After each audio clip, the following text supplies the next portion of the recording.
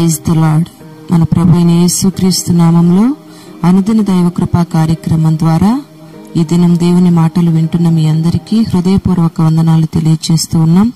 నిశ్చయంగా నా దేవుని సన్నిధి మీకు తోడై ఉండి నడిపించునుగాక. ఆమేన్.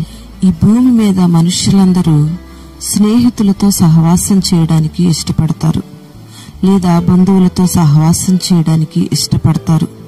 తల్లిదండ్రులతోనో, అన్నదమ్ములతోనో, సహోదరులతోనో సహవాసం చేయడానికి ఎక్కువగా ఇష్టపడతారు. కానీ దేవునితో సహవాసం చేయడానికి పెద్దగా ఇష్టపడరు. దేవునితో గడపడానికి సమయాన్ని వెచ్చించరు.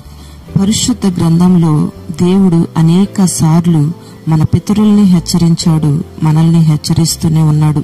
ఈ లోకంతో స్నేహం చేయొద్దు అని, ఈ లోకంతో సహవాసం చేయొద్దు అని, అన్యులతో సహవాసం చేయొద్దు అని. అన్యులతో సహవాసం చేస్తే వారి క్రియలను మీరు నేర్చుకుంటారు, వారి వల్ల నడుచుకుంటారు. అందుకే వారితో సహవాసం చేయొద్దని దేవుడు అనేక మార్లు హెచ్చరిస్తూ వచ్చాడు. నీవు తండ్రితో సహవాసం చేస్తే నీకు ఉన్నతమైన జ్ఞానాన్ని అనుగ్రహిస్తాడు. తండ్రితో సహవాసం చేస్తే ఆయన యొక్క ఆలోచనలను, ఉద్దేశాలను నీకు బయలుపరుస్తాడు. మరి తండ్రితో నువ్వు సహవాసం చేయగలిగితే నీకు గొప్ప సమాధానాన్ని నా దేవుడు అనుగ్రహిస్తాడు. పరిశుద్ధ గ్రంథంలో రాయబడిన రీతిగా మూర్ఖులతో సహవాసం చేస్తే మూర్ఖులుగా మార్చబడతారు, జ్ఞానులతో సహవాసం చేస్తే జ్ఞానులుగా మార్చబడతారు. కోపచిత్తులతో సహవాసం చేస్తే వారి వలె మార్చబడతారు. పరిశుద్ధులతో సహవాసం చేస్తే పరిశుద్ధులుగా మార్చబడతారు. నువ్వు ఎవరితో సహవాసం చేస్తున్నావు?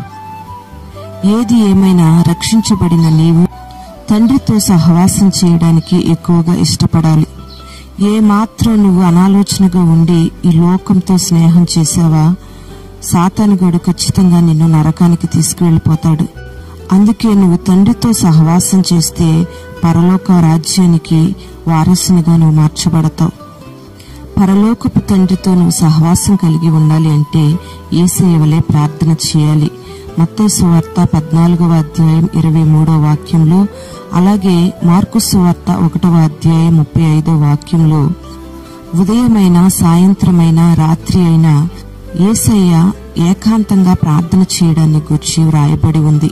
తండ్రితో సహవాసం కలిగి ఉండాలంటే ప్రార్థనలోనే సాధ్యమని యేసయ్య గ్రహించాడు. అందుకే ఎక్కువ సమయాన్ని ఏకాంత ప్రార్థనలో గడిపేవాడు. యేసయ్య తను పడుకున్న స్థలం నుంచి, తను నివసించే స్థలం నుంచి కొండ ప్రాంతాలకు గాని, అరణ్య ప్రాంతాలకు గాని వెళ్లి ప్రార్థన చేయడం మనం గమనిస్తూ ఉన్నాం. కొంతమందిని మనం గమనిస్తే ప్రార్థన చేసేటప్పుడు ఎక్కువసేపు ప్రార్థన చేయలేరు. ఎందుకంటే వాళ్ళు ప్రార్థించేటప్పుడు పడకను వదలలేరు. నిద్రముఖంతోనే నోరు కడుక్కోకుండానే ప్రార్థన చేస్తారు. అందుకే ఎక్కువసేపు ప్రార్థించలేరు. యేసయ్య అందుకే మనకు మాదిరి చూపించడానికి తెల్లవారక ముందు లేచి పడక వదిలి అరణ్య ప్రాంతానికి, కొండ ప్రాంతానికి వెళ్లి అక్కడ ప్రార్థన చేసేవాళ్లు. పడుకున్న పడకకు దూరంగా ఉండాలి అని మనం గుర్తించాలి. యేసయ్య ప్రార్థన చేసి తన అక్కరలు తీర్చమని ప్రభువుని అడగాల్సిన పని లేదు. అయినా ఆయన ఎందుకు ప్రార్థించాడు, ఆయన ఎక్కువసేపు ఎందుకు సమయాన్ని ప్రార్థనలో గడిపాడు అంటే తండ్రితో ఒక మంచి సన్నిహిత సంబంధాన్ని కలిగి ఉండాలని. Praise the Lord. ఆ దినాలలో బహుజన సమూహాలు యేసయ్య మాటలు వినడానికి, వారికున్న రోగాలను కుదుర్చుకోవడానికి, వారికున్న సమస్యలను తీర్చుకోవడానికి యేసయ్య దగ్గరకు కూడి వస్తూ ఉన్నారు. అయితే యేసయ్య మాత్రం ప్రార్థన చేయడానికి అరణ్యంలోనికి వెళ్తూ ఉన్నాడు. Praise the lord. యేసయ్యకు ఏది ముఖ్యమైనదో, ఏది ముఖ్యమైనది కాదో బాగా తెలుసు. అందుకే యేసయ్య ఈ లోకంలో జీవించినంత కాలం తండ్రితో సహవాసం చేసి తండ్రి వద్దకు ఏ రీతిగా వెళ్ళాడో, అలాగే ఈ మాటలు వింటున్న మనము కూడా తండ్రితో సహవాసం చేసి ఏకాంత ప్రార్థనలో గడిపి ఉదయమైనా, సాయంత్రమైనా, మధ్యాహ్నమైనా, రాత్రికాల సమయమైనా, అది ఏ సమయమైనప్పటికీ ఎక్కువ మనం ప్రార్థనలో గడుపుతూ దేవునితో సహవాసాన్ని ఏర్పాటు చేసుకున్నట్లయితే ఆయన రాకడలో నిలబడడానికి మనకు శక్తి కలుగుతుంది. ప్రార్థన ద్వారా ఈ లోకాన్ని, సాతానుని జయించగలుగుతాం. ప్రార్థన ద్వారా మాత్రమే తండ్రి యొక్క కుడి పార్శ్వాన మనం కూర్చోగలుగుతాం. Praise the lord. మరి అట్టి కృపను నా దేవుడు ఈ మాటలు వింటున్న నీకు, నీ కుటుంబానికి అనుగ్రహించునుగాక. తండ్రితో గొప్ప సహవాసాన్ని నీకు దేవుడు అనుగ్రహించునుగాక. ప్రార్థనా జీవితాన్ని, ఏకాంతంగా గడిపే అనుభవాన్ని నా దేవుడు నీకు అనుగ్రహించునుగాక. ఆమేన్.